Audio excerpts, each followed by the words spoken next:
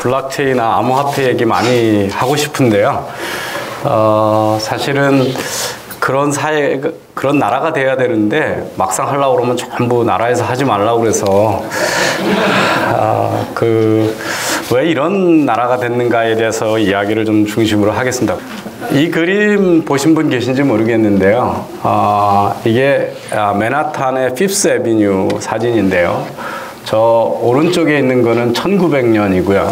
이쪽에 있는 것은 1913년입니다. 차이가 뭐냐 하면요. 첫 번째 그림에는 다 마차고 자동차가 한 대죠. 빨간 원에 있습니다. 그리고 이쪽은 다 자동차만 있습니다. 이런 변화가 왜 생겼냐? 1908년에 포드 자동차가 모델 T라는 자동차를 내놔서 남들이 3,200불에 팔던 거를 훨씬 좋은 제품을 650불에 내놓으면서 일어난 변화입니다. 그래서 어떤 거대한 기술이 새로 등장하면 세상이 확 바뀌는 수가 있다. 이런 전환기를 우리가 이제 그 경계의 시간이라고 그러는데, 과거의 그 경험으로 보면, 인류 기술사 경험으로 보면 한 13년에서 15년 사이에 이런 변화가 일어난다고 합니다. 지난해 비트코인 투자하셔가지고 재미들 좀 보셨나요? 저는 2011년 말에 하나에 2불씩의 20개의 비트코인을 샀습니다. 그러고 한 6개월인가 몇 개월 가지고 있다가 한 개당 120만 원씩을 남겨서 2천만 원을 남기고 팔았습니다. 그러고 제가 1206불에 팔았는데 시진핑이 집권하더니 몇 개월 후에 250불로 떨어져서 세상에 제가 가장 스마트한 투자자인 줄 알았습니다. 그걸 지난해 연말까지 가지고 있었으면 4, 5개 팔 수 있었습니다. 자, 그러면 이때 2010년에 시작한 비트코인과 블록체인은 포드 자동차와 같은 커다란 변화를 가져오는 또 하나의 경계의 시간을 암시하는 것일까요? 이런 우리가 기대를 가질 수 있습니다. 그런데 이런 변화가 우리나라에서 크게 일어났었고, 우리나라가 아무리 정부가 사회가 돈을 때려 넣어도 여의도가 아시아의 금융허브가 될 가능성은 없습니다. 그런데 암호화폐 거래에 있어서는 어느 날 세계에서 갑자기 제일 큰 거래소 중에 하나가 됐었는데 정부가 나서더니 그걸 싹 죽이고 있습니다. 과연 그래도 되는 건가? 우리가 정말 그런 세상인가를 좀 볼 필요가 있습니다. 보여드리는 그래프는 우리가 경제개발 60년대 시작을 해서 지금까지 빨간색이 우리나라의 경제 성장률이고 파란색은 세계 평균 경제 성장률입니다. 우리나라가 경제개발 이후에 경제 성장이 세계 평균 성장률보다 낮았던 적은 1차 석유 파동 때 하고 IMF 외환위기 때 딱 2회밖에 없었습니다. 그런데 지난해 우리나라가 3.0% 성장한 것으로 추정이 되고 전 세계는 3.6% 성장을 했고요. 2018년 우리가 3.2% 정도 예상을 하고 세계 경제는 3.7에서 3.9% 정도 예상을 합니다. 그러니까 우리나라가 그 지난해부터 세계 평균 성장률에 훨씬 못 미치는 저성장 국가로 내려왔다는 것을 볼 수가 있습니다. 청년들이 아우성을 칩니다. 이게 보여드리는 거가 우리나라의 청년 실업률이 어떻게 올라가고 있는 건가 하는 겁니다. 2013년서부터 갑자기 청년 실업률이 치솟고 있습니다. 이 정부 들어와서 11개월 후에 어떤 일이 벌어졌냐 하면요. 지난 2월에 신규 일자리가 10만 4천 개 만들어졌습니다. 근데 이 10만 4천 개 중에 사실은 2월 달인데 이상하게도 농림어업 쪽에 4만 1,000명이 늘어나고, 그리고 공무원이 5만 9천 명이 늘어나서 10만 명이 그걸 빼고 나면 민간 부분의 일자리는 다 4천 개밖에 안 생겼습니다. 그런데 그로부터 1년 전에는 몇 개가 민간 부분의 일자리가 만들어졌냐면 35만 개가 만들어졌었습니다. 1년 사이에 99%의 일자리가 창출 능력이 상실됐습니다. 우리나라 제조업 평균 가동률이 IMF 예완 이후에 최하로 떨어져 있습니다. 그리고 지금도 내려가고 있습니다. 근데 정부나 요새 정책을 하는 분들이나 우리 사회, 특히 젊은 층들은 우리 사회가 완전히 양극화돼 있고 부익부 빈익분 사회로 가고 있고 성장 배분이 분배가 잘못되고 있다. 이렇게 이야기를 합니다. 그러면서 소득 격차가 전에보다 커지고 있고 임금 소득 배분이라서 기업이 벌어 들어오는 돈 중에 근로자 목으로 가는 목이 줄고 있다. 그리고 부자는 가난한 사람이 가난한 상태를 벗어나지 못하고 있다. 이런 이야기들이 사실인 거냐? 몇 년째 우리 사회를 지배하고 있습니다. 그걸 좀 점잖게 얘기하면 경제 민주화고 상생이고 동방성장입니다. 과연 대한민국은 양극화돼 있고 소득 배분이 다른 나라에 비해서 많이 악화되어 있는 나라냐? 우리나라 전체하고 홍콩이나 싱가포르하고 소득 분배를 비교하는 것은 이게 도저히 이해가 안 되는 비교죠. 왜냐하면 우리나라는 훨씬 크기 때문에 경제가 다변화되어 있습니다. 서울하고 싱가포르하고를 비교한다면 그것도 사실은 200만하고 1000만이 있겠죠. 그래서 경제가 크면 거기에 다양한 나라가 크면 다양한 경제가 있기 때문에 소득 격차가 클 수밖에 없습니다. 그래서 이 나라별로 얼마나 큰가 인구를 재보고요. 이게 지니 계수로 소득이 얼마나 격차가 크냐 낮으냐를 재보면 대한민국 5천만보다 인구가 많으면서 소득 분포가 낮은 나라는 독일이 딱 한 나라 있습니다. 우리의 인구를 감안하면 우리나라는 상당히 낮은 쪽에 속합니다. 우리보다 낮게 나오는 나라들은 다 인구가 30만에서 1000만 미만의 국가들입니다. 이제 이런 걸 가지고 우리 여기 보시면 일본이 훨씬 높고 미국은 여기 있고 그렇죠. 영국도 우리보다 훨씬 높습니다. 그런데도 불구하고 자꾸 우리들 작은 나라하고 비교해가지고 소득 분배율이 낮다 이런 얘기를 합니다. 미국의 1분위부터 10분위까지 소득을 놓고 우리나라 국민들이 1분위서부터 10분위까지 소득이 제일 낮은 계층에서 높은 층이 미국에 비해서 얼마나 벌고 있는가를 실질 임금으로 따지면 이게 이제 녹색은 일본입니다. 일본은 저소득 계층에서 미국보다 조금 높거나 비슷하다가 부자들이 가면 미국보다 적고요. 우리도 비슷합니다. 우리는 2분위부터 9분위까지는 미국의 80%로 거의 비슷합니다. 그리고 부자들은 미국 부자들보다 훨씬 덜 부자죠. 근데 이제 1분위가 조금 낮습니다. 미국보다. 그래서 1분위를 제외해 놓고는 우리나라 소득 격차가 일본이나 미국에서 그 격차가 거의 유사하지 어느 쪽이 더 많이 처져 있지 않습니다. 그러면 1분위가 왜 낮은가에 대해서는 조금 이따 설명을 드리고요. 우리나라 소득 분포가 어떻게 변해왔는가를 보면요. 우리나라 소득 지니 계수가 상승하기 시작한 것은 IMF가 아닙니다. 92년부터 상승을 해서 사실은 IMF 때 팍 올라갔다가 다시 돌아와서 92년부터 악화되는 추세를 2008년까지 지속해 왔습니다. 그리고 2008년서부터는 사실은 계속 지금 개선되어 왔습니다. 그런데 이 악화될 때는 가만히 있던 양반들이 갑자기 이때부터 우리나라가 양극화가 되고 소득 부분이 재난적으로 가고 있다고 청년들 보고 분노하라고 그러고 막 이런 분들이 나타난 거예요. 왜 개선이 되고 있는데 그렇게 얘기를 하죠? 근데 더 우리가 주의해야 될 거는 왜 이게 이렇게 92년에 악화되게 되는 거로 나타나냐 하는 문제입니다. 근데 소득 격차를 가지고 젊은 층이나 특히 많은 우리 사회가 혼동하고 있는 게 소득 격차가 나는 게 나쁜 거다라고 하는 아주 단순한 생각을 합니다.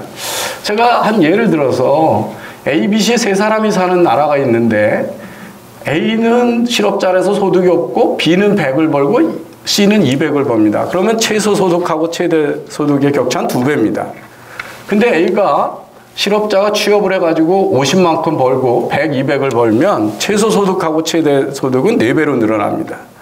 그러면 두 번째 경우가 첫 번째 경우보다 나쁜 나라가 된 거냐. 이게 소득 격차를 보는 아주 위험한 해석을 아주 간단하게 표현하면 소득 격차가 나쁜 게 아니라고 하는 것을 말씀드린 거예요. 그래서 재난적 상황이라고 함부로 얘기를 하는데 대표적인 사례가 이렇습니다. 독일의 실업률이 95년부터 이렇게 높아졌고요. 통독이 되면서 그 합친 실업률이 이렇게 실업자가 많아졌습니다. 이게 이제 동독이고 서독입니다. 이게 실업률이 치솟으니까 이때 노동시장을 개혁을 해가지고 실업률을 낮추자. 이게 하르츠 노동개혁입니다. 이 2000년에서부터 2005년 사이 그 후에 실업률이 낮아졌죠. 실업률이 낮아지면 이렇게 실업률이 뚝 떨어졌습니다. 하르츠 개혁하고 나서. 실업률이 낮아진 게 뭐냐면 기업들한테 자유롭게 파견직도 쓰고 2시간짜리 일도 만들고 3시간짜리 일도 만들고 미니잡, 미디잡이라는 걸 만드는 겁니다. 그러면 실업 상태에 있던 사람들이 작은 짜투리 일을 하니까 소득 격차가 확 늘어났죠. 이 소득 격차가 늘어난 모습입니다. 진위계수는 확대됐습니다. 그러고 나서 독일이 어떻게 됐습니까? 유럽의 환자였다가 세계 강국이 된 거죠. 왜? 여러 사람이 돈을 벌면 우리나라의 거대한 착각이 뭐냐면 개인 소득 격차하고 빈곤 문제를 동일시한다는 데 있습니다.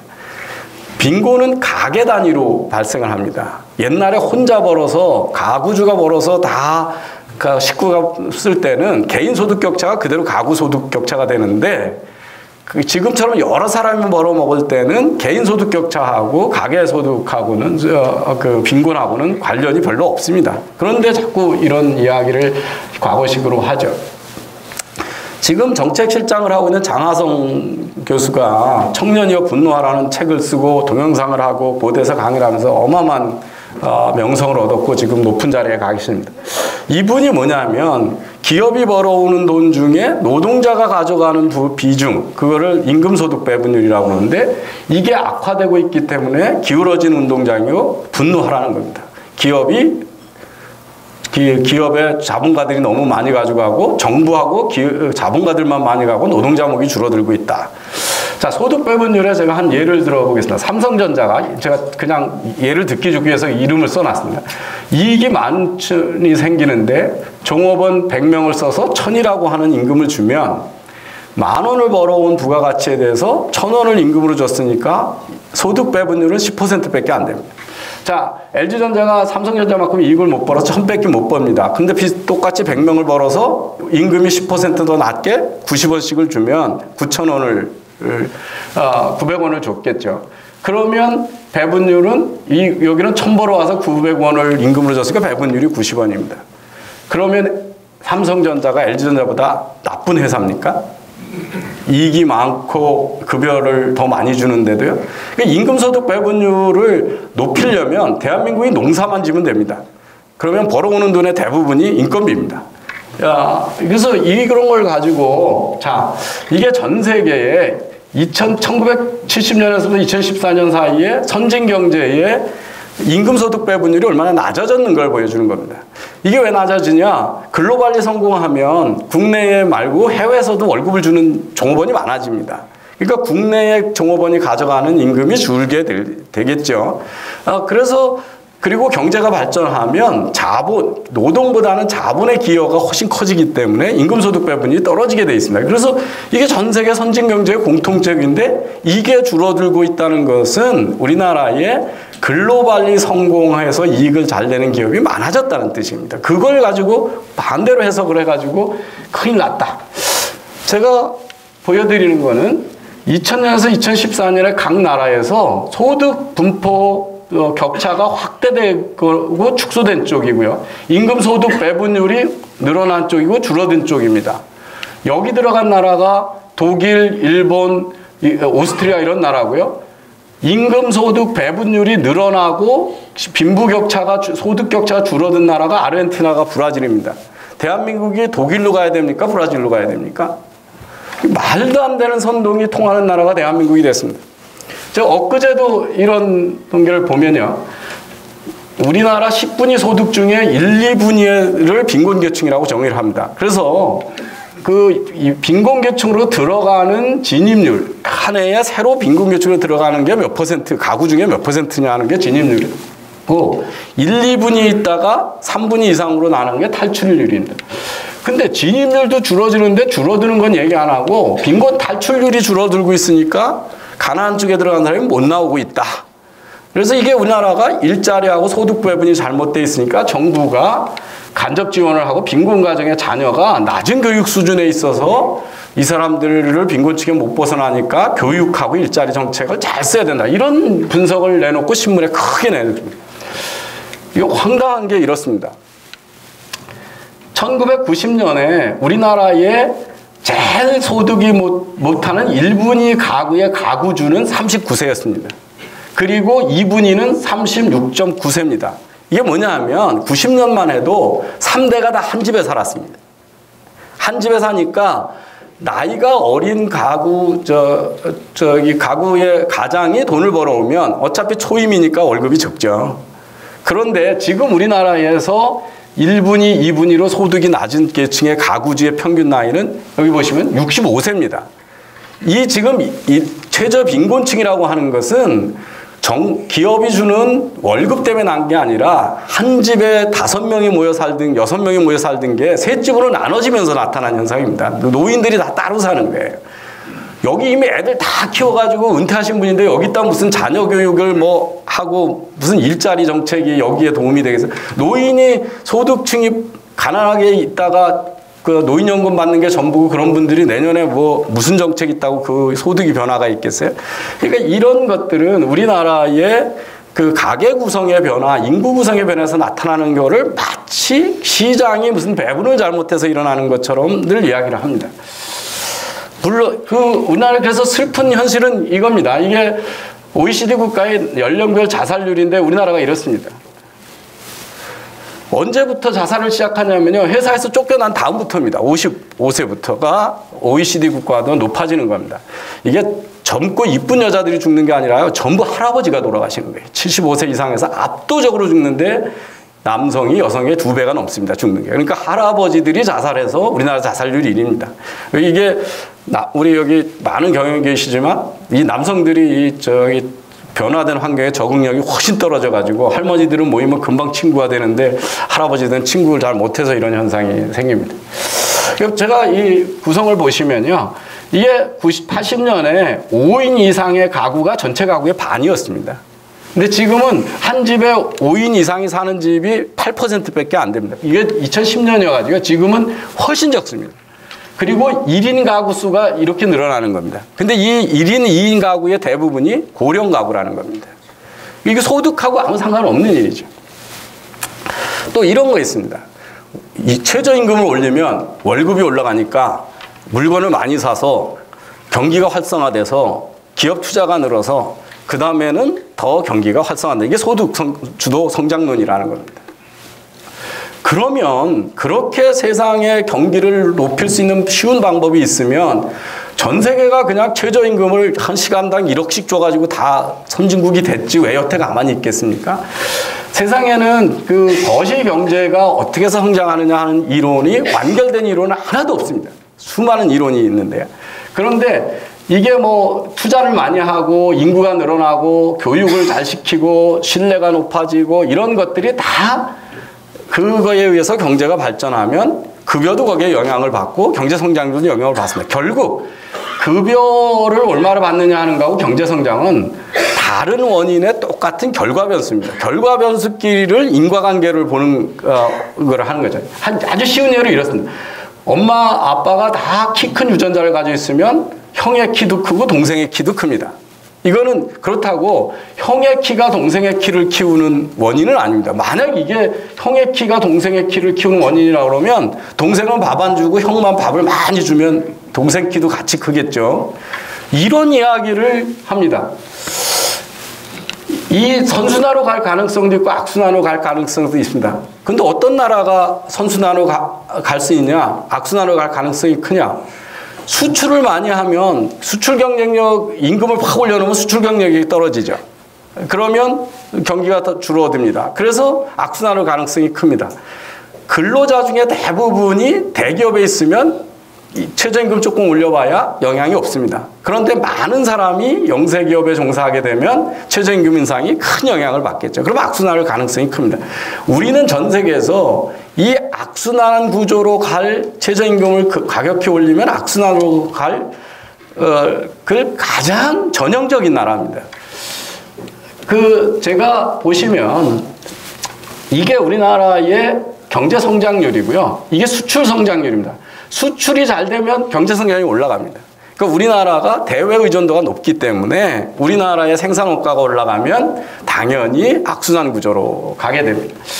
보시면 우리나라가 그 경제 성장률의 수출이 차지하는 비중은 110%에서 80%가 넘어서 대부분의 수출이 경제 성장을 견인해 오는 나라입니다. 그래서 이 경쟁력을 상실하고도 올라갈 가능성이 없죠.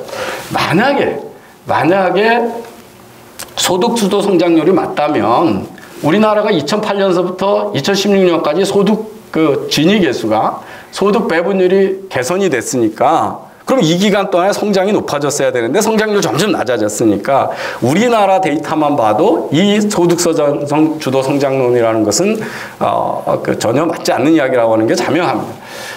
더 자명한 결과가 있습니다. 이게 하나의 물건을 만드는데 인건비가 얼마나 들어가냐면 단위 임금입니다. 단위 인건비는 임금이 올라가도 그 생산성이 더 많이 올라가면 하나 생산하는 데 들어간 단위 임금은 줄어들겠죠. 보시면 유럽의 다른 나라들은 다 상승하는데 독일만 계속 내려간 것이 왜 독일이 90년대 말에 유럽의 환자였다가 지금의 강국이 됐냐라고 하는 원인을 EU에 들어갔기 때문에 환율 혜택이 받다 뭐 했다 뭐 하는 이론을 했는데 그 얘기 다 틀렸다라는 걸 통계적으로 증명하고 결국은 독일이 통독이 되면서 그 산별 노조나 전국 단위로 임금 협상을 하면 기업들이 다 받아들이는 체제에서 사장님이 나는 못 받아들이겠어. 미안하지만 니네가 나하고 개별 협상을 해서 임금을 안 받아들이면 동독 지역으로 옮길 수밖에 없어. 이 협박이 통하면서 임금비가 계속 낮아진 것이 독일이 회상하는데 결정적이었다. 그래서 그러면서 하루찌개역 때문에 임금 소득 격차가 크게 늘어났는데 독일이 잘 살게 됐기 때문에 소득 주도 성장론의 두 번째 카운터 이그젬플이 독일이다. 이걸 보여드릴 수 있습니다. 우리나라는요, 이 2001년에 최저임금 제도가 도입이 돼가지고요, 2016년까지 매년 올렸고 매년 평균 8% 정도씩 올렸습니다.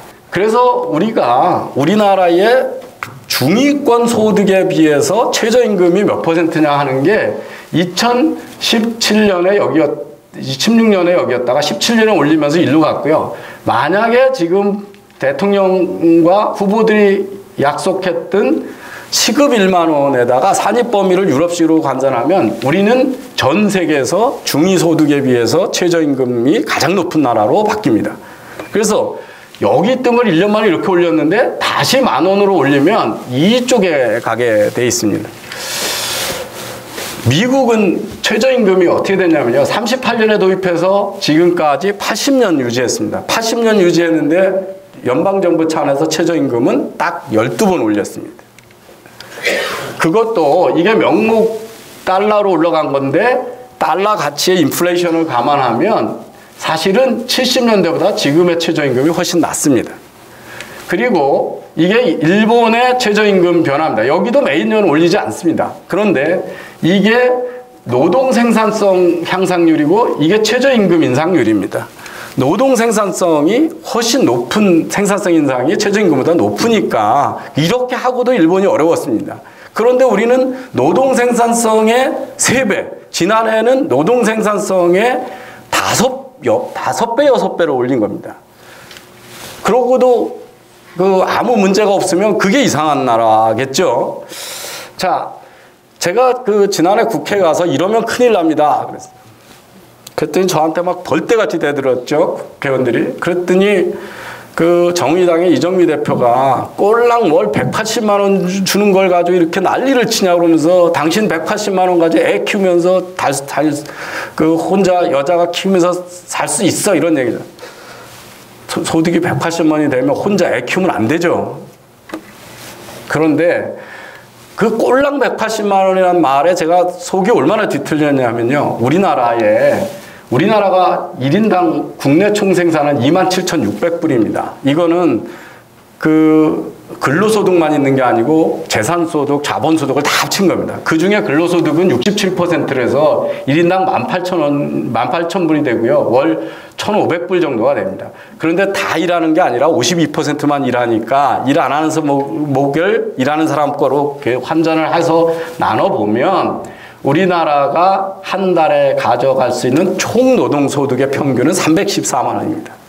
그런데 그거를 다 집으로 가져갈 수 없죠. 고용주는 4대 보험 들어주고 이렇게 하죠. 그런 간접소득을 빼고 나서 실제 우리가 급여로 알고 있는 거로 보면 우리가 줄 수 있는 평균 급여는 우리나라 210만 원입니다.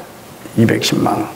그러니까 180만 원이 210만 원에서 크게 벗어나지 않고 있는 금액이거든요. 그런데 접대도 TV에서 토론을 한다고 대학생을 2명 저한테 보내서 3명 청년을 보내가지고 TV에 내려서 토론 대첩을 하는데 사전에 준비하는 건데 저한테 자문하달라고 왔어요. 서울에 있는 대학생 하나하고 지방대학생한테 너 졸업하면 초임 얼마 기대하니? 그랬더니 서울에 있는 뭐 대학인지도 모릅니다. 어느 대학인지 모르는데 아주 주저주저하니 겸손하더니 최소한 6, 7천은 주셔야죠. 이게 신입사원의 기대입니다. 그리고 지방대학에는 훨씬 겸손하게 얘기해서 4, 6천 정도 받아야 됩니다. 이렇게. 우리 국민들이 우리 경제가 부담할 수 있는 임금이 얼마인지에 대해서 감이 없는 거예요. 그리고 시급 10,000원에다가 산입 범위를 유럽식으로 합산하면 14,000원 정도가 되는데 그 14,000원의 시급을 주면 풀타임으로 근무하면 이미 210만 원을 넘어갑니다. 그러면 최저가 평균보다 높아지면 이건 새빨간 거짓말이거든요. 이룰 수 없는 거짓말입니다. 그런데 우리 사회의 경제 지식이 어떠냐면 토론 과정에 아무도 저게 달성될 수 없는 거라는 거를 질문한 패널리스트도 없고 문제 삼은 언론인도 없고 그러니까 많이만 올려주면 좋다고 그러니까 후보들이 너나 없이 다 10,000원까지 올리겠다고 약속을 한 겁니다. 근로시간을 줄이면 일자리가 늘어날 것 같은데 우리나라가 근로시간이 얼마나 많이 줄었는지 통계를 보면요. 80년대 우리나라는 2,940시간을 일했습니다. 연간. 근데 지금 이제 2,000시간이거든요. OECD 국가 중에 가장 많이 줄인 나라입니다. 근데 우리나라 고용률 늘어났냐? 안 늘어났죠. 이게 유럽에 있는 나라들이 주간 40시간 일해라, 44시간 일해라, 48시간 일하는 나라입니다. 시간당 시급은 작은데 일하는 시간을 40시간으로 줄여놓으면 이 중에 일부는 저녁에 투잡을 뛰러 가야 됩니다. 이게 투잡 뛰는 사람들의 비율입니다. 단 주간 8시간 차이에 저녁에 투잡 뛰는 사람이 2배로 차이가 납니다. 그래서 제가 1인당 생산성이 못 올라가는데 그 일하는 시간을 줄여버리면 저녁 있는 삶이 되는 게 아니라 저녁 먹을 시간도 없는 삶이 된다. 그리고 일이라는 게 단순 업무는 쉽게 쪼개줄 수가 있습니다. 밭에 가서 딸기 따는 거야. 한 사람이 하던 거를 시간 주면 2사람은 쪼개는데 전문직이 지금 막 외국에 있는 파트너하고 새로운 제품 설계하고 마케팅 전략 짜고 글로벌 전략 짜고 있던 일을 근무 시간을 줄여놓다고 해서 남한테 넘겨줄 수가 있나요? 이거는 컨베이어 벨트 했던 2차 산업혁명일 때는 일이 쪼개지지만 지금 우리 대부분은 전문직인데 그게 그렇게 쉽게 쪼개질 일이 아닌 거죠. 그래서 너무 단순 계산을 많이 한다는 걸 말씀드리고 한 달에 60시간 일하던 연장 근로까지 시켜서 사람을 52시간만 일시키면 8시간을 못하면서 월급을 줘야 되기 때문에 결국 한 사람의 인건비가 올라가는 거고 인건비가 올라가면 문재인 대통령처럼 일자리가 나눠지는 게 아니라 인건비가 높아졌으니까 기업들은 아웃소싱을 더 해야 되고 심한 경우는 해외로 가야 되고 아니면 자동화 투자를 더해서 살 길을 찾게 되죠. 그래서 그렇게 단순하게 일이 10개 있었는데 일하는 시간을 쪼개면 일자리가 12개로 늘어난다. 이거는 경제학을 모르는 초등학교 산수, 초등생 산수지 그렇게 쉬운 일이 있으면 세상에 실업률 때문에 왜 유럽이 그렇게 고생을 하겠습니까? 더 엉터리 같은 주장은 이런 겁니다. 우리나라의 공공 부분에 공무원 수가 유럽의 5분의 1, 7분의 1이어가지고 공공 부분을 늘려야 된다는 겁니다.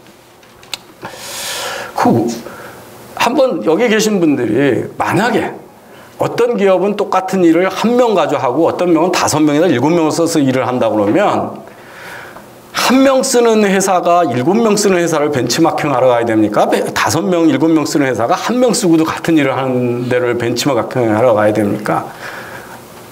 만약에 우리가 5분의 1에서 7분의 1의 공무원을 가지고 저는 미국에 오래 살다 와서 압니다. 우리나라의 공공 부분의 서비스가 훨씬 정확하고 빠르고 친절합니다. 미국보다. 그러면 5분의 1, 7분의 1 가지고 그렇게 훌륭한 일을 하면 그 나라가 다 우리나라 배우러 와야지 우리가 왜 거길 배우러 갑니까? 보시면 아니 그러면 일본은 옛날에 일자리가 없어서 그 고생을 했는데 왜 우리보다 적은 공무원 비중을 가지고도 아무 변화를 안 하고 그 고통스러운 25년을 지냈는지도 자문해 봐야 되죠. 근데 이 숫자는 5분의 1, 7분이라고 하는 숫자는 유럽은 교육하고 의료가 다 공공 부분입니다. 영국만 해도 의료 그 헬스케어 쪽에 8%만 민간 고용이고 92%가 공무원입니다. 그러니까 우리하고 일본이 의료하고 교육 같은 것들을 민간한테 투자를 해놓고 가격 통제를 하는 체제로 간 거기 때문에 그렇지 그 숫자를 집어넣으면 그냥 OECD 평균입니다.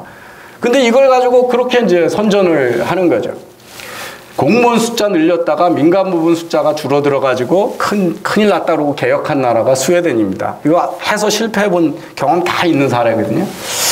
또 하나 이거입니다. 대기업이 양보하면 중소기업 사정 좋아진다. 강성노조가 양보하면 중소기업 좋아진다고 그러는데요. 대기업 정규직이 100이고요. 대기업 비정규직이 66 받고 중소기업은 54 받고 중소기업 비정규직은 37 받는다고 그러는데 중소기업이 대기업의 평균 50% 정도 줍니다. 이거 쪼꼬해 주는 거라고 막 격차 심하다 그러는데요. 중소기업이 대기업에 대해서 생산성은 그럼 얼마냐? 생산성은 27%입니다. 중소기업이 그게 부가가치를 내는 중소기업이 많지 않다는 얘기죠. 그런데 이거를요.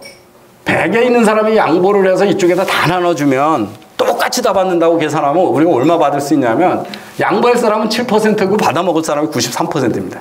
그래서 평균 내보면 54가 됩니다.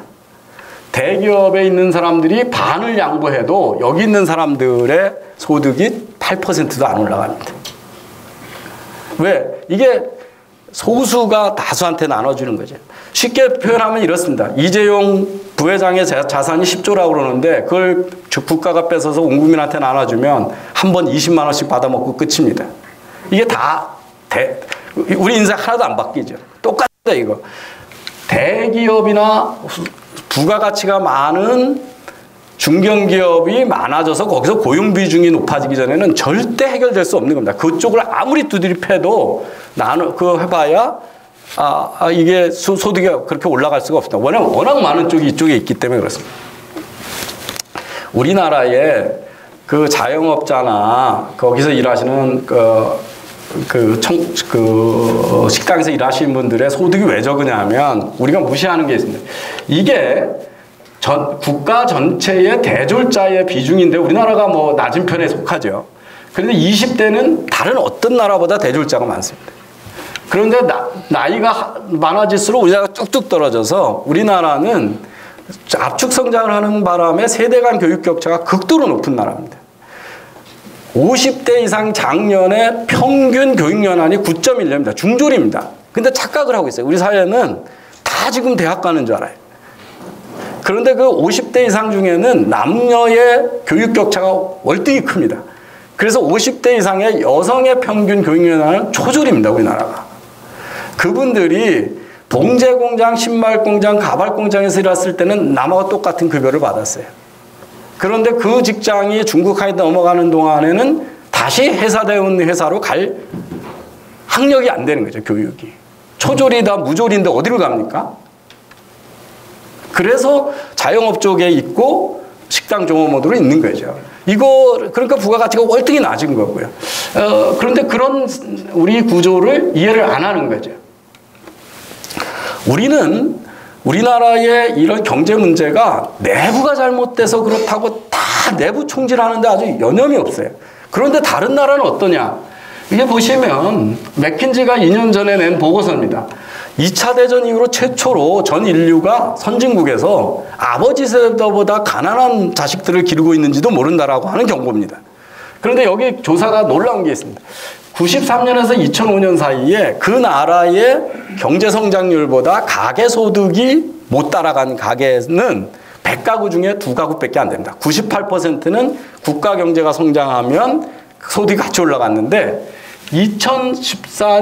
2005년서부터 14년 사이에는 모든 선진국에서 60%, 70% 가계가 GDP 성장만큼 가계 소득이 안 올라갑니다. 아까 얘기한 장하성 실장이 얘기한 소위 소득 임금 배분율이 낮아지는 거지. 그럼 왜 이렇게 이런 현상이 일어나냐? 2000년 초에 세계 경제에 중대한 변화들이 있었다는 겁니다. 그게 뭐냐면 하나는 우선은 큰 요인이 여러 개 있는데 제조업이 생산성이 높아져서 일자리가 훨씬 적게 필요합니다. 그 다음에 글로벌로 옮길 수 있는 가능성이 커졌습니다. 그래서 예를 들어서 삼성전자의 갤럭시를 제조하는 구미 공장의 총 노동 인력이 2,800명밖에 안 됩니다. 근데 하노이 공장에 12만 명이 있습니다. 베트남 공장에요. 이게 현실이죠. 첫 번째. 두 번째는 제조업의 일자리가 적으니까 서비스업으로 가는데 서비스업의 일자리의 특징이 뭐냐면 학력 간 임금 격차가 월등하다는 겁니다. 우리나라에서 다 월급 많이 받는 게 뭡니까? 변호사, 의사 이런 거죠. 여기는 에리트만 들어갈 수 있고 또 거기는 라이센스를 가지고 인원도 제약을 합니다. 그런 데면서 이런 지식, 전문 지식이 아닌 데는 노동 그냥 몸 써서 하는 서비스업은 극도로 임금이 낮기 때문에 이게 어느 나라나 소득 격차 확대의 60, 70%를 설명하는 요인입니다. 또 하나의 요인이 있습니다. 그게 뭐냐 하면 경제가 슈퍼스타 경제라고 해서 1등 기업이 이익을 옛날보다 월등히 많이 가져가는 것 때문에 기업 간의 그 급여 격차가 확대되고 있다는 겁니다. 이 보시면 이게 미국의 제조업의 생산량이고요. 이게 일자리입니다. 미국의 제조업이 공동화된 게 아닙니다. 제조업은 있는데 일자리가 공동화되는 거예요. 왜? 생산성이 이렇게 높아졌으니까. 이게 우리나라의 제조업의 고용 비중 줄어드는 거고요. 이게 미국입니다. 그러니까 우리나라의 고용 비중이 급격히 줄고 있죠. 제조업이. 그렇게 되고 있습니다. 그 다음에 아까 근본적인 변화가 뭐냐면 2000년하고 2005년 사이에 저임금 노동력이 전 세계에서 활용할 수 있는 노동력이 단 5년 사이에 2배로 늘었다는 겁니다. 그게 뭐냐면 인도하고 중국하고 베트남하고 인도네시아 같은 인구 대국들이 글로벌 경제의 편입이 끝나면서 거기에 전 세계 경제에 들어왔던 노동력이 15억에서 30억으로 바뀌었습니다. 인류 역사상 이런 적이 없었다는 거죠. 그래서 선진 경제에서 제조업 인력들은 아주 어려운 국제 경쟁을 해야 되는 거죠. 다 인건비 싼 나라에서. 그거를 하버드 경제학자 리차드 프리만 교수가 발견하고 이 갑자기 글로벌 경제에 활용 가능한 인력이 늘어났다는 걸 하고 그걸 더 그레이트 더블링이라고 합니다. 갑자기 2배가 됐다는 거죠. 크게. 이렇고요. 그래서 우리나라를 보시면 이게 농업 인구에 줄어드는 거고 제조업이 이렇게 변화하고 있고 그래서 제조업하고 농업 다 합쳐봐야 20%밖에 안 되니 80%가 서비스업에 가서 종사하고 있는 겁니다. 이게 우리나라의 많은 문제인데 아까 그 서비스업의 특징은 학력별로 임금 격차가 커진다. 미국에서도 똑같은 현상이 나타났었습니다. 1등이 다 가져가는 거. 이 애플이 삼성전자가 갤럭시가 아이폰 베꼈다고 그래서 소송을 해서 지금까지도 안 끝났는데 그때 디자인 가지고 얘기를 했어요. 요 모서리 깎은 거가 특허고 아이콘들을 이렇게 사각으로 배정한 게 특허다. 근데 이게 법정에 미국 법정에다가 삼성이 이거 특허 인정하면 안 된다고 내걸었던 게 뭐냐. 이게 삼성의 MP3 플레이어인데 아이폰보다 7개월 먼저 나왔던 겁니다. 모서리 똑같이 깎았어요. 그리고 아이콘도 여기 똑같이 배열했어요. 그런데 삼성은 특허를 안 냈던 거죠. 디자인 특허. 이런 거가 뭐 특허가 되겠냐. 젊은 친구들이 비꼬면서 우리나라 샘표 깻잎 통장, 통조림이 아이폰하고 똑같이 생겼다고 이렇게 하는 게 있습니다. 근데 이게 왜 중요하냐. 왜 멀쩡한 기계를 매년 새로 사냐는 거예요. 지난해 거하고 다른 거, 남하고 다른 걸 만드는 사람들한테 비싼 가격으로 고객들이 몰리고 다시 사죠. 그 현상 때문에 이게 스마트폰의 시장 점유율 분포인데 이익 점유율은 이렇습니다. 2016년 기준으로. 애플하고 삼성이 105%고 나머지 다는 마이너스 5%입니다. 이게 왜냐하면 비싸게 팔아먹는 회사는 극소수로 바뀌고 이런 회사한테만 몰려가고 있고 소비자가 이렇게 선택을 하는 거죠. 그런 결과가 어떻게 되냐면 1등은 이익이 이렇게 나고 2등 이하는 이렇게 이익이 서비스하고 제조업에서 다 차이가 난다. 그래서 이게 1등이 다 이익을 독점해가는 슈퍼스타 경제로 자꾸 옮겨가고 있고 그래서 미국의 기업의 임금 격차가 1등 기업은 이렇게 막 올라가는데 중간 잘 안 올라가죠. 10% 안에 드는 기업도 올라가고 이 기업의 평균 임금 격차가 개인의 소득 격차로 그대로 반영이 되고 있다. 이게 이제 세 번째 원인입니다. 그러니까 이런 원인은 대한민국의 내부의 구조 변화하고는 아무 상관이 없는 글로벌 현상인데 우리 이걸 전부 내부의 모순으로 내부 총질을 하는데 정신이 없다. 이렇게 돼서 1등 기업이 되면 월급을 훨씬 많이 주니까 그 기업으로 우수인재가 모이게 되고 우수인재가 모이면 다음 버전 스마트폰을 더 잘 만들 수가 있죠. 그래서 우수한 기업이 핵심 인재를 독점하기 때문에 옛날처럼 2차 산업혁명처럼 대량 생산으로 설비를 가지고 경쟁하고 자본력을 가지고 경쟁한다면 LG전자가 스마트폰에서 그렇게 조 단위의 적자를 낼 이유가 없는 거죠. 내 다음 버전을 잘 누가 디자인할 수 있느냐는 능력이 이걸 차고하기 때문에 돈이 있어도 이익을 못 가져가는 슈퍼스타 경제 속에서 우리가 살고 있다는 겁니다. 한국 특유의 그 구조적인 문제들이 있습니다. 하나는 여러 가지 이유로 우리가 IMF를 왜 발생했냐를 얘기할 수가 있는데 이게 우리나라 이제 성장률 저하되고 있는 건데요. 빨간 거가 노동 투입량입니다. 인구의 영향이고요. 이게 노동 생산성의 차이에 의한 성장입니다. 근데 이 90년서부터 97년까지 보시면 인구 우리가 추가적으로 경제 인구를 더 투입해서 늘어나는 게 끝났다는 걸 보실 수가 있습니다. 이게 베이비 부머가 이미 노동시장에 다 들어오기 시작한 게 90년대입니다. 제가 베이비 부머의 막내 세대인데 제가 85년에 직장 생활을 시작을 했거든요. 그러니까 이게 이미 우리나라의 그 97년서부터 우리나라가 저성장으로 갑자기 가는 이유에는 끼리끼리 해먹고 뭐 이런 얘기가 아주 온갖 비관적인 얘기를 해서 한국이 많이 잘못돼서 그런 것처럼 IMF에 얘기를 했지만 사실은 구조적으로 인구 구성 변화도 크게 있었다는 걸 말씀을 드리고요. 아까 90년대에 왜 소득 격차가 늘어나냐 했을 때 그 중국 애들이 섬유, 가죽, 신발, 농림업이 92년에서 97년 사이에 40% 이상의 노동자, 근로자가 줄었다. 이게 중국이 들어오면서 다 뺏어갔고 이분들이 갈 데가 없으니까 다 음식, 소매로 갔다. 이게 90년대 우리나라 그 소득 격차가 확대되는 이유입니다. 제일 교육 못 받은 분들이 일자리를 잃기 시작한 게 중국이 들어와서고요. 근데 최근 우리 1인당 생산성이 떨어지고 있습니다. 올라가는 게 아니고 이게 시간 투입된 거에 GDP 생산액입니다. GDP per worked hour입니다.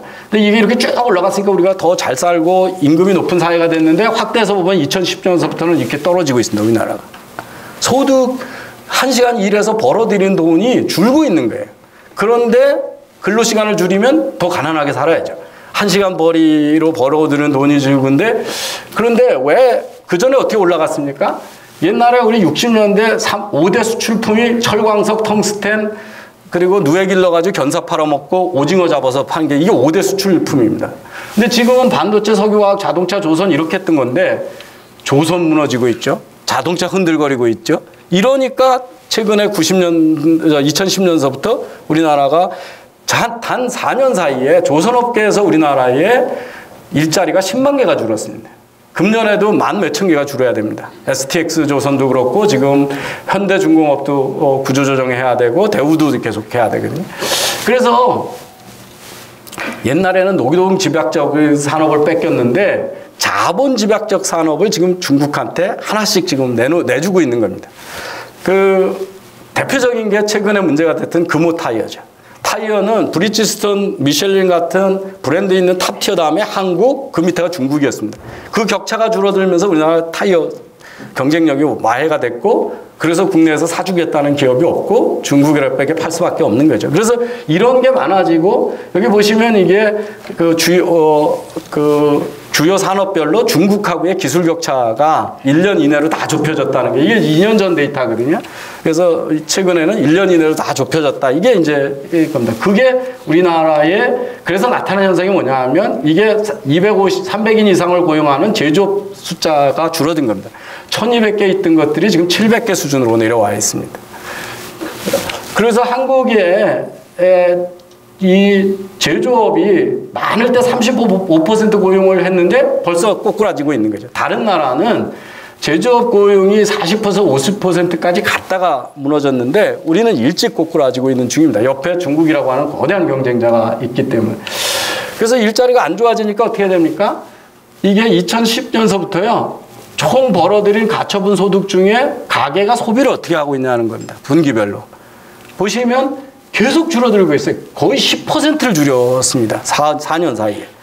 가게가 돈을 안 쓰니까 기업이 비싸게 못 팔잖아요. 그래서 기업이 제조업이 만들어서 팔고 하는 출고 가격이 어떻게 내려가고 있냐면 이렇게 내려가고 있습니다.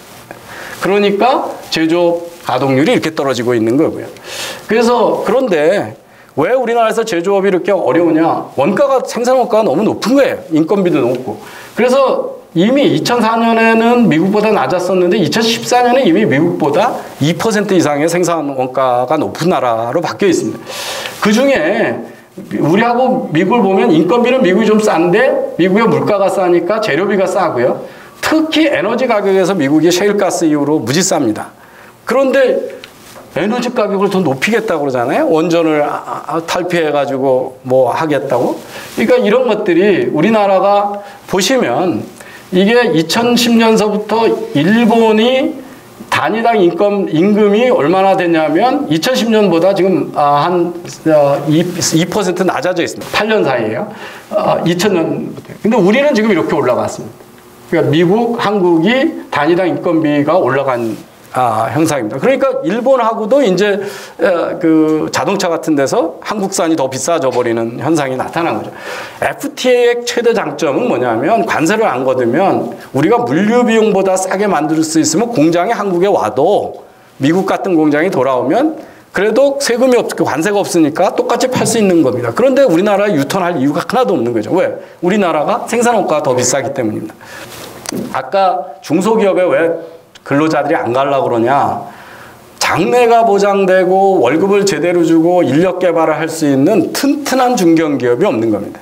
이걸 히든 챔피언이라고 그러는데 아예 명품을 가지고 전 세계에서 독자적인 시장을 가지고 있고 대기업한테 의존하지 않고 하청받는 게 아니라 1, 2, 3위 안에 들어가는 제품을 가지고 있으면서 매출액이 3, 4조 되는 것들을 히든 챔피언이라고 그러는데 인구 100만 명당 히든 챔피언 개수가 독일은 16개인데 우리는 0.5개입니다. 그러니까 북구 유럽에 있는 나라들이 복지가 높을 수 있고 대기업하고 중소기업하고 임금 격차가 작은 수 있는 것은 이렇게 독자적으로 세계 시장에 가서 1, 2등을 하는 명품 회사들이 많은 탓입니다. 근데 우린 그거 없죠. 이거 단기간에 못 따라갑니다. 스위스 명품 시계가 하루 이틀에 만들어진 겁니까? 다 200년, 300년 길드 체제 밑에서 제도 장인들을 양성했기 때문에 한 거고 그거는 한국으로 생산기지 옮기면 제가 월등히 못 받는 산업이기 때문에 거기서 나가지도 않습니다. 그런 기업들. 우린 그거 없거든요. 근데 그건 당연하죠. 우리나라가 축적된 기술이 없었기 때문에 첫 번에는 값싼 노동력으로 산업을 키우고 그 다음에 그 번 돈을 가지고 자본력으로 키워오고 그 자본력을 가지고 이제 기술 개발을 해야 되는 시점이기 때문에 원한다고 그런 간결한 중견기업을 만들 수가 없습니다. 우리나라가 이제 튼튼한 대를 이어서 튼튼한 기업을 만들 수 있는 나라냐? 이게 나라별 상속세거든요. 상속세율. OECD 국가 중에. 여기다가 큰 돈을 버셨으면 10% 가산을 하셔야 돼가지고 60%를 내셔야 됩니다. 그런데 OECD 전체가 15%입니다. 우리나라 포함해서. 그리고 대부분의 나라는 상속세가 없습니다. 0%입니다. 자꾸 재벌 가계 경영을 가지고 지금도 순환 출자는 불투명한 거고 지주는 뭐 이런 넌센스를 하고 있는데 우리나라는 편법을 쓰지 않으면 경영권을 지키면서 가계 경영권을 승계할 방법이 없는 나라죠. 60%를 내고 무슨 수로 합니까? 그러니까 이게 상속세 하다가 세금 못 내서 마각하고 이런 거죠. 그래서 왜 기업들이 편법을 해가지고 BW 발행해가지고 막 이러고 일권 몰아주기를 하냐? 정상적인 방법으로 경영권 승계 방법이 없기 때문에 그런 거거든요. 제도를 이렇게 만들어 놓고 전부 재벌의 도덕성을 욕하고 있는 자들을 그 반기업 정서만 퍼뜨리고 있습니다. 우리 정부가 얼마나 그 무책임한 최저임금하고 똑같이 무책임 짓을 했냐면 이 청년 실업자가 실업자하고 취업준비생하고 구직 담년자를 합쳐서 이게 체감 실업률입니다. 아까 공식 체류 실업률은 8%지만 이 체감 실업률은 20%가 넘습니다. 우리나라에. 그게 청년 중에 2014년만 해도 80만이 안 됐었는데 지금 140만으로 올라가 있습니다. 또 왜 올라갔냐? 2013년에 박근혜 대통령이 노동개혁한답시고 노사정 합의했다가 작년에 정년을 55세, 58세 했던 걸 60세로 한꺼번에 늘려버린 겁니다. 어떻게 됩니까? 은퇴하실 분들이 5년이 연장이 됐으니까 5년 동안은 청년 고용 안 하겠죠. 그거 보완책으로 했던 게 임금 피크 제고 그런 성과급제였는데 그거 하나도 다 무산시켰죠. 그러니까 고용절벽 오는 건 너무 당연한 거고 이렇게 나타난 겁니다. 그래서 그런데 그게 얼마나 무모합니까? 나가야 되는 분들이 제 나이 또래인데 여기 있고요. 새로 들어가는 애들이 이만큼이니까 나갈 분들이 훨씬 많은 인구고 들어갈 인원이 적은 인구인데 나갈 분들이 5년간 직장을 더 다니니까 들어갈 적은 숫자가 들어갈 입구는 정확히 꽉 막힌 거죠. 이런 무모한 짓들을 합니다. 이게 비정규직 보호법안이라고 해서 2년 이상 쓰려면 무조건 무기계약직 해야 된다.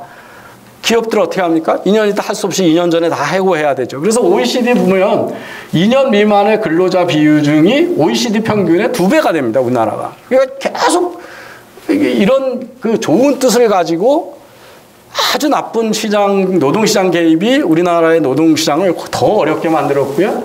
보시면 OECD 국가 중에 250인 이상의 근로자 비중이 우리나라가 여기인데 갖다 붙이면요. 러시아는 70%가 다 250인 이상에서 근무하고 일본만 해도 한 60%가 그렇게 미국하고요. 50%, 60%가 다 그렇게 근무합니다. 대부분의 유럽 국가도 40% 부분이 250인 이상에서 근무를 합니다. 근데 우리나라는 얼마냐면 12.8%예요. 2016년 기준으로. 그리스하고 똑같습니다. 우리나라가 구조가. 자영업자만 잔뜩 있고 1인에서 9인 사이에 전체 근로자의 43%가 있고요. 11에서 19가 11%, 250 이상이 12.8%. 이거는 정규직만이 아니라 파견직, 시간직 다 합쳐서 이렇습니다. 정규직은 8%도 안 됩니다. 서비스업에서 돈 잘 주는 산업이 미국에서 이런 겁니다. 통신, 금융, 유틸리티, 의료, 에너지인데 우리나라는 이거 다 공기업 아니면 다 규제 때문에 하나도 못하게 돼 있는 나라고요. 은산 분류해야 되니까 재벌그룹은 은행 만들면 안 되고 병원은 절대 기업이 투자하면 안 되고 서비스 산업 절대 하면 안 된다고 해서 발전법 내놨다가 몇 년째 못하고 있고 대부분의 유틸리티 회사는 공기업입니다. 경제 자유도가 높고 재산권 보호를 잘해야 되고 신뢰가 있는 사회가 선진 경제인데 국가와 경제 사이에 거리가 적당히 멀어야 됩니다. 근데 거리가 없이 국가가 경제에 마구 관여하는 나라들은 다 망하는 국가들입니다. 그런데 그래서 경제 자유도가 높은 나라가 소득도 높고 성장률도 높다는 것은 잘 밝혀져 있고 창업도 높고 다 그렇습니다. 그런데 우리나라가 경제 자유도를 확 줄여왔죠. 여기 보시면 우린 지금 잊어버렸는데요. OECD 들어갔다고 맨날 OECD하고 비교하는데 아시아에 4마리 용이 있었습니다. 일본은 아예 비교 대상이 없이 멀뚱히 잘 사는 나라였는데 그건 어떻게 됐냐면요. 싱가포르는 우리의 2.3배 소득 국가로 바뀌었습니다. 홍콩은 1.5배가 됐습니다. 실질소득이요. 대만이 우리보다 30% 실질소득이 높습니다. 우리가 제일 지진하고 우리보다 더 지진하가 지난 25년 동안 일본이었습니다. 일본이 지금 우리하고 소득 격차가 5% 이내로 줄어 있습니다. 왜 그러냐? 홍콩하고 싱가포르가 전 세계에서 경제 자유도 1위입니다. 1, 2위를 합니다. 대만이 10위권이고요. 우리가 늘 20위권이고 일본이 40위권이었습니다. 하지 말라는 게 많은데 어떻게 경제가 발전합니까? 이렇게 해왔기 때문에 일본이 사실은 선진 경제 중에서 2차 세계대전 후에 가장 실패한 경제 모델 중에 하나입니다. 그래서 일본이 원래 PWC에서 2013년에 우리가 2016년쯤 되면 일본을 추월할 거라고 그랬습니다. 실제 소득이요. 그런데 지금 다시 벌어지고 있습니다. 뭐 추월 못하고. 왜? 그새 우리는 경제 자유도를 축소해왔고 일본은 아베가 개혁을 해왔기 때문에 그렇습니다. 보시면 이게 지난해 쭉 경제 자유도 올리다가 집권 1년 만에 우리나라 경제 자유도가 23에서 27위로 떨어졌고요. 그 중에서도 노동시장의 자유도가 제일 낮은데 여기에 어마어마한 규제를 더 강화한 겁니다. 이 경제 자유도 평가하는 것 중에 늘 논란이 되는 게 뭐냐면 재정 건전성입니다. 국가의 부채가 얼마이냐. 근데 이거는 경제 자유도하고 상관없으니까 빼야 된다. 그래서 그거 빼고 계산해 보면요. 우리나라는 27에서 29위로 바뀌고 일본은 40위권에서 지난 30위로 올라왔는데 사실은 19위로 바뀝니다. 그러니까 일본이 우리보다 경제 자유도가 훨씬 높은 나라로 바뀌었다. 이걸 말씀드릴 수 있고요. 재산권이 존중되는 사회가 자본주의의 질을 달리합니다. 재산권이 뭐냐? 왜 어떤 나라는 집을 많이 지었는데 북한도 가면 집이 많은데 경제가 발전을 못하냐? 타워 팰리스를 잠만 자려고 40억 주고 사면 너무 비싸게 주무시는 거거든요. 근데 그걸 가지고 은행에다가 담보로 내서 사모님이 빵가게를 하면 일자리가 생기고 돈이 더 벌려서 더 큰 집으로 이사를 갑니다. 자본주의의 핵심은 재산이 금융기관을 통해서 투자 자산으로 바꿀 수 있다라고 하는 게 자본주의라는 거죠. 그 재산권이 돼야 되는데 이거를 막는 여러 가지가 있죠. 우리나라 재산권 보호 정도가 어디냐? OECD 국가가 아니라 그 다음 레벨에서 제일 끝토마리에 속합니다. 그거를 보면 아프리카 같은 빈국, 남미, 선진 경제가 재산권 보호 수준이 있는데 우리나라가 어디 들어가냐면 남미 수준에 있는 재산권입니다. 요새 토지 공기업 얘기하는데요. 재산권이 얼마나 존중되냐면 중국의 농민들의 생산성이 대한민국의 40분의 1입니다. 근데 중국의 농민들이 왜 생산성이 낮으냐라고 맨날 그러면 중국에는 다른 나라에 비해서 우선 강수량이 너무 적다. 그 다음에 평지가 별로 없다. 이걸 가지고 있겠습니다. 그런데 이게 중국이고 요 옅은 색이 한국입니다. 한국이 평균 강수량이 중국보다 적고 천수답 아닌 것들도 훨씬 평지도 적은데 기계 투입량이 우리가 중국의 6배입니다. 그러니까 그게 생산성이 40배가 차이가 납니다. 이거를 독일 도이치뱅크의 경제학자가 이게 뭐냐? 왜 중국은 생산성을 위한 투자가 안 일어나냐? 개인 소유, 토지 소유가 허용이 안 됩니다. 마을이나 국가가 소유하고 있으니까 그게 재산권이 아니니까 거기에 누가 담보로 금융이 이루어질 수가 없는 거죠. 그래서 재산권을 존중해야 내 거니까 열심히 일하고 내 거니까 열심히 가꾸지 남의 거 가지고 어떻게 하겠냐. 그래서 그런데 뭐 토지 공개념을 가지고 뭐 해가지고 재산권을 전부 제약해야 된다 이런 얘기를 하고요. 북구 유럽처럼 되면 좋겠죠. 근데 그러려면 삼면에 노르웨이처럼 유전이 쫙 깔려 있고 인구가 한 500만 되면 그렇게 할 수가 있습니다. 그리고 지역 간 갈등도 없고 이런 게 없으면. 근데 다른 나라가 스칸디나비아 아니라 북구 유럽을 수입할 수 있느냐. 경제학자들 얘기는 신뢰가 있기 때문에 복지국가를 하는 거지 복지국가 한다고 신뢰가 생기는 거 아니기 때문에 신뢰가 낮은 나라에서는 이런 제도를 도입하면 큰일이 난다는 겁니다. 그래서 미국도 못 따라 한다는 얘기를 어떻게 우리가 신뢰 수준이 가장 낮은 우리가 그걸 흉내내려고 그러냐 이런 얘기를 해볼 수가 있습니다. 그래서 잘 사는 나라의 특징이 뭐냐? 재산권과 기본권은 높고 정부의 권한을 얼마나 제약시키느냐 개인의 권한을 높이냐가 이런데 근데 우리는 정부의 권한을 크게 늘리겠다는 움직임으로 지금 가고 있고요. 북구 유럽에서 많은 나라가 평등에서 효율로 국가 탑다운에서 시장 자율로 옮기고 있는데 우리는 그걸 이렇게 가겠다고 하는 것이 제가 대한민국 미래를 상당히 불안하게 보고 목소리를 높여온 이유입니다. 이 전 세계에서 기업 가치가 제일 높은 나라가 기업들의 변화를 보여주는 그래프로 4차 성명 그래프에서 많이 보셨을 겁니다. 2016년이고요. 2018년에는 페이스북이 요새 주가가 폭락을 해가지고 페이스북 대신에 중국의 텐센트가 들어가서 이 5개 보면 다 플랫폼 회사하고 디지털 회사입니다. 이게 미국에서 벤처 투자 금액입니다. 이게 벤처 투자 금액인데 이게 큰 봉우리가 닷컴 버블 때고요. 그때의 3분의 1 정도의 투자 붐이 2013년서부터 최근 있었습니다. 이걸 보고 우리가 4차 산업혁명이라고 그러는 겁니다. 벤처 투자 아무나 한다고 해서 혁신기업 나오는 게 아니라 새로운 기술 패러다임의 전환이 있을 때만이 그거 기회를 먼저 발굴하는 사람한테 기회가 있는 거거든요. 그런데 보시면 그 투자의 금액의 70%가 다 ICT입니다. 이게 ICT의 비중인데 그래서 닷컴도 디지털 기술이 가져온 변화고 지금 4차 산업혁명을 일으키는 새로운 것도 인공지능을 비롯한 대부분의 디지털 기술이 이걸 주도하고 있다는 걸 보실 수가 있고요. 그래서 미래를 바꿀 기업에 주목받는 스타트업을 우리가 유니콘 기업이라고 그러고 기업 가치가 1조가 넘는 기업들을 10억 불 이상에 되는 기업인데 보시면 2014년부터 2016년에 우후죽순 생겼습니다. 그리고 이게 이제 정리되는 단계에 들어가 있거든요. 그래서 보면 전혀 IT하고 상관없은 서비스업에 공유경제 기업들이 와서 택시업을 우버가 먹겠다 그러고 숙박업을 에어비앤비가 먹겠다 그러고 금융을 금융회사가 아닌 개인 간 직접 대출이나 투자를 해주는 P2P 업체들이 먹겠다고 그러고 연결해주겠다고 그러고 기계 쪽에는 전부 스마트 기계화 하겠다라고 하는 쪽으로 디지털 혁명이 진행되고 있습니다. 근데 보시면 앞으로 세상이 어떻게 바뀔까나 보면 그 유니콘 기업 230개 정도 되는 것 중에 100여 개가 미국 거고 지금은 많아져서 60개가 중국 겁니다. 이 2개를 빼고 나면 나머지는 아주 형편없습니다. 개수가 별로 없고요. 인도가 10개, 영국이 10개, 독일이 4개, 한국이 2개입니다. 여러분 잘 아시는 쿠팡이라는 데하고 옐로우 모바일이 이 2개 있고요. 그래서 이게 앞으로 G2 경제로 확실히 갈 가능성이 당연히 크다는 걸 보시고 있고요. 4차 산업혁명 얘기 너무 많았는데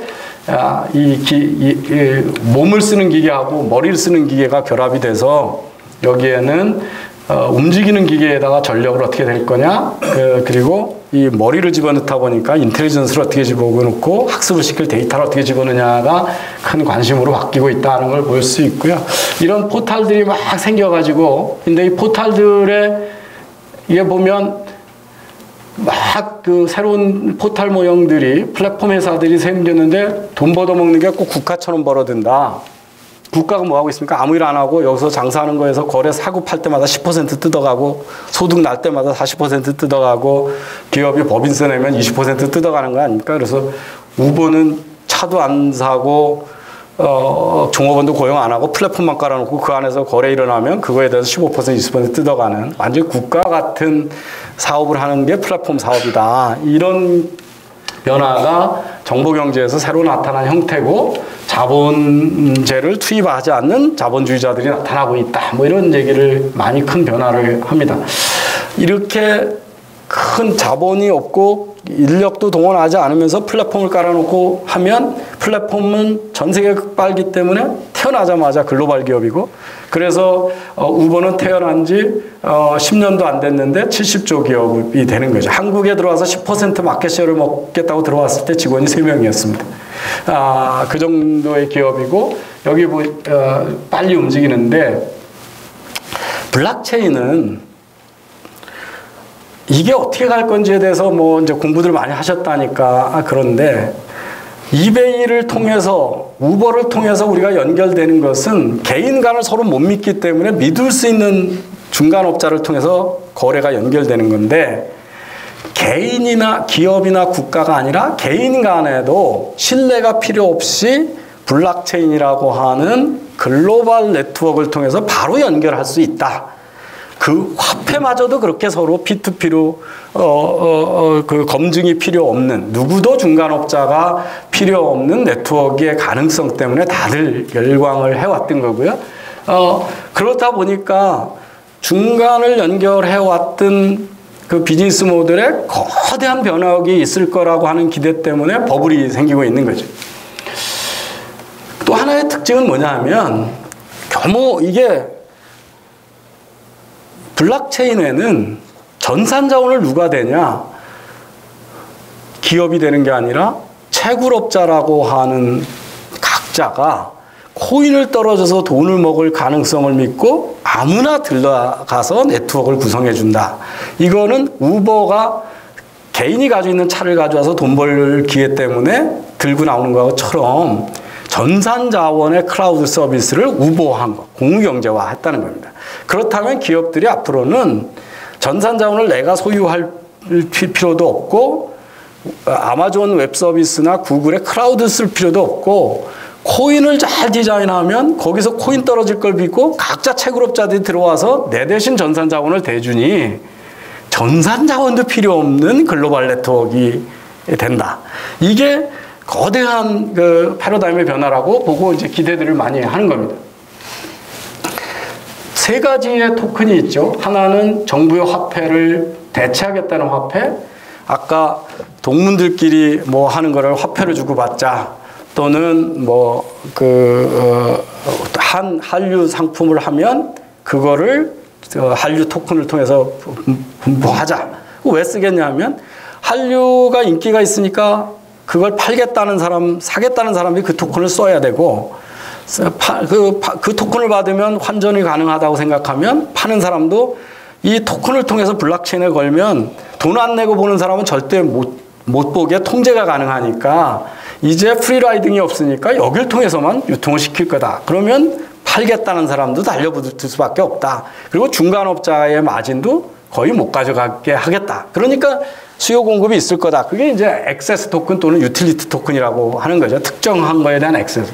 또 하나 요새 이제 그거 말고 이게 뿌리도 없는 튤립이다. 그러니까 뿌리를 만들겠다는 토큰들이 있습니다. 이게 이제 베네수엘라가 만든 페트로 토큰인데 이 토큰 하나가 1배럴의 석유를 개런티해 주는 겁니다. 그래서 베네수엘라가 그 나라 경영을 잘못해가지고 화폐가 쓸모가 없어지고 외국 투자가 안 일어나니까 페트로 토큰을 만들어서 정부가 한 석유값하고 연동되는 토큰을 만들어서 투자를 유치해서 성공을 했습니다. 그 다음에 이 비트골드는 금을 배경으로 한 토큰입니다. 그래서 이거는 이제 에셋 베이스 토큰이고요. 요새 글 쓰고 좋은 글 읽으면 서로 토큰 줘가지고 난리치고 있는 게 스티밋이라고 하는 거는 액세스 토큰이죠. 비트코인은 화폐 단위입니다. 이게 어떻게 될지 예상할 수 있는 사람은 아무도 없습니다. 왜? 아직 기술이 초기 단계이기 때문에. 단, 이렇게는 생각해 볼 수가 있습니다. 옛날에 싸이월드 쓰느라고 도토리 샀잖아요. 사이트마다 도토리 같은 토큰을 다 하면 그거 사용자가 내면 그 도토리를 환전하는 기축화폐가 있어야 될 거다. 환전해주는.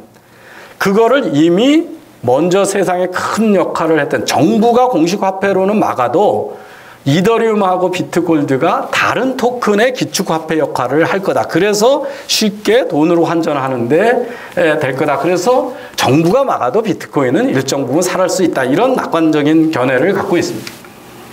근데 여기서 우리가 한 가지 느끼는 건요. 어떤 버블도 근거 없는 버블은 없다는 겁니다. 우리 이 많이 얘기하는 네덜란드의 튤립 버블이 그냥 황당한 미친 짓인 것처럼 기술되어 있습니다. 4개월 동안에 2000%의 가격이 올라갔고 버블이 버스트 되니까 가격이 100분의 1로 떨어졌습니다.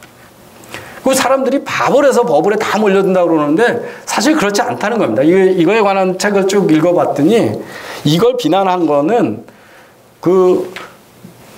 화란의 상인들이 외국에서 수입을 많이 해가지고 하니까 내수의 생산자들이 어려워지니까 수입을 해가지고 미친 짓이 일어난다라고 하는 반무역 정책을 하는 쪽에서 써놓은 글들이고 사실에 입각하지는 않는다고 그럽니다. 근데 이게 왜 생겼냐면 화란의 그때까지만 해도 우리처럼 텃밭은 다 야채 기르고 작물 기르고 약초로 기르는 거였는데 화란에 신흥 부호들이 생겼습니다. 장사로 무역을 해서 부자가 돼서 처음으로 정원, 화원으로 바꾸게 된 겁니다. 그래서 화원을 얼마나 예쁘게 가꾸냐는 게 새로운 부르주아의 신분의 표시가 됐고, 그래서 우리나라 옛날에 화택 올리거나 얼마 전만 해도 와인 잘 아시는 게 얼마나 식자인 척 하는 거에 격도가 된 것처럼 관심이 몰렸고, 그래서 부르주아가 그 튤립의 뿌리만 보고도 어떤 꽃이 필 건지를 찾아낼 수 있으면 상당히 새로운 그 화원의 지식이 있는, 예술을 아는, 아트를 아는 지식인으로 됐기 때문에 이런 버블이 생겼다는. 근데 이 버블이 남긴 결과가 뭐냐면 지금 전 세계 화훼 시장의 50%에서 44%를 이 작은 나라 네덜란드가 차지하고 있다는 거죠. 그때 축적된 기술과 지식이 이 화훼 산업을 네덜란드가 전 세계에서 일으켰고, 지금 2위가 콜롬비아인데 콜롬비아는 네덜란드의 27배고 인구도 3배 가까운 데는데 네덜란드가 45%, 콜롬비아가 16%밖에 차지하지 않고 있다. 그래서 근거 없는 뿌리 버블은 없다. 이게 닷컴 버블입니다. 닷컴 버블인데 버블이 이렇게 올라갔다 팍 꺼지니까 다우존스 이렇게 내려갔죠. 이게 그때 애플 주식입니다. 이렇게 5불 하던 게 2불로 떨어졌습니다. 80%가 가격이 없어진 거죠. 60%가요. 한순간에. 그런데 그때를 보니까 이런데 이게 애플 주가입니다. 요게 닷컴 버블 때 떨어진 겁니다. 가치가 있는 것들은 단기적으로 보면 큰 출락이지만 긴 거로 보면 저 단기적인 출락에 잠시 착각하고 흐뭇해했던 게 저 아닙니까? 1206불에 팔아먹고 250불로 떨어졌으니까 내가 세상에서 제일 똑똑한 투자자다 그랬는데 지나놓고 보니까 엉터리였던 거죠. 그래서 4차 산업혁명을 가지고 우리가 지금 자본 집약 산업은 싼 자본에 더 큰 자본, 싼 노동에 더 큰 자본에다가 무대뽀로 몰아붙이는 스테이트 그 공기업을 내세운 중국한테 지금 엄청 어려워지고 있는데 어떻게 살아남을 거냐. 4차 산업혁명에서 많이 얘기하는 게 독일의 이 신발이죠. 아디다스의 스피드 팩토리가 하루에 1350개의 신발인데 액정 화면이 달려있고 자기 말에 맞는 그걸 3D 프린터로 맞춤형 신발을 하면서 로봇이 생산을 해서 독일에 다시 신발 공장이 들어섰다라고 하는 사례입니다. 신발 공장에 지금까지 우리가 가지고 있는 상념은 뭡니까? 선진국에서 값싼 나라로 갔던 건데 이렇게 개인화, 니치 마켓을 퍼스널라이즈 하면 엄청 비싸게 팔 수 있고 시장 가까이 갈 수밖에 없다는 거죠. 주문 생산하는데 그걸 비행기로 중국에서 생산하면 독일까지 비행기로 나르겠습니까? 기차로 나르겠습니까? 개별 주문 생산하는 건데 똑같은 일로 지금 이 천안 하늘천자에다 편안한 한자에 천안방직이라고 하는 중국계 방직회사가 이 아디다스하고 해서 알칸사에 공장을 지어서 200억에 투자를 했는데 개인화된 티셔츠를 하루에 80만 개의 티셔츠를 로봇이 프린트 하겠다는 겁니다. 그래서 22초마다 하나니까 이거는 아무리 값싼 임금을 해도 이 생산성을 견딜 수는 없는 거죠. 그리고 개인화된 맞춤형 티셔츠이기 때문에 중국에서 만들어가지고 미국에다가 2달 후에 전해줄 수는 없고 그 값싼 티셔츠를 배로 운송할 수도 없는 거죠. 그리고 고객 가까이 가야 낮게 포장을 해서 배달을 해주기 때문에. 그래서 우리가 살아갈 길은 결국은 우리가 지금 있던 인더스트리를 빨리 4차 산업혁명에 많은 기술을 결합해서 다시 재창출하는 수밖에 없고 웬만하면 개인화하고 퍼스널라이즈 하는 수밖에 없다 이런 걸 말씀드리는데 우리나라에서 보면 미국에서 투자 많이 받은 제일 큰 유니콘 기업 100개를 갖다가 우리나라에서 바로 사업을 하려고 그러면 바로 할 수 있는 건 28개밖에 안 되고 나머지는 규제 때문에 다 못한다. 이게 맥킨지의 보고 자료입니다. 우리나라가 이대로 혁신을 수용하지 않는다면 제가 목소리가 높아진 게 우버도 대한민국 사람은 쓰면 안 되고 구글 지도도 쓰면 안 되고 원격 진료도 하면 안 되고 뭐 다 하지 말라는 거예요, 우리나라는. 그래서 다른 나라에 다 있는 혁신을 인터넷은 야동 보고 게임하는 데만 써라 이런 나라가 돼버려서 그거 가지고 만날 항의하다 보니까 점점 목소리가 높아져서 대한민국 경제 전체에 대해서 비판적인 이야기를 하는 아주 부정적인 사람으로 수국 꿀통의 대표가 되어 있습니다. 경청해 주셔서 감사하고요. 크립토 경제, 에셋 경제에 대해서 더 자세한 말씀을 드렸으면 좋았는데 시간 관계상 한국 경제 지금 어디로 가고 있는가에 대한 제 평소의 생각을 나누는데 더 많은 시간을 할애해서 좀 죄송스럽게 생각합니다. 경청해 주셔서 감사합니다. 네,